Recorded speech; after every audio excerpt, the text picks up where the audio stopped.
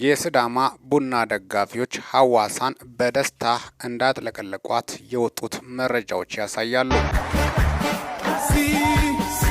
ዛሬ ሲዳማ ቡና ከወላይታ ዲቻ በበርካታ ኢትዮጵያውያን ዘንድ በጉጉት ሲጠበቅ የነበረውና ግሩም የፉክክር መንፈስ የታየበት የኢትዮጵያ ዋንጫ የፍጻሜ ውድድር ተጠናቋል። ሲዳማ ቡና ወላይታ ዲቻን 2-1 በሆነ ውጤት በማሸነፍ የዋንጫው ባለቤት ሆኗል። ሲዳማ ቡና ይህንን ዋንጫ በማሸነፍ በታሪኩ ለመጀመሪያ ጊዜ ታላቅ ስኬት አስመዝግቧል። በዛም የተነሳ ነው ሐዋሳ ዛሬ በጣም በሚገርም ሁኔታ የሲዳማ ቡና ደጋፊዎች ከፍተኛ ሞራል እየሰጡ በደስታ ሲጨፍሩም ጎዳናዎች ላይ ተስተውሏል።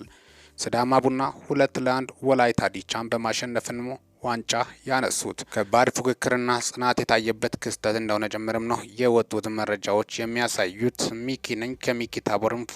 መላ የሲዳማ ቡና ደጋፊዎች እንኳን ደስ አላችሁ። ሚኪ ነኝ። ይህንን ቻናል ሰብስክራይብ በማድረግ ወቅታዊና ታማኒ መረጃ አገኘው። ሰላም ቆዩልኝ።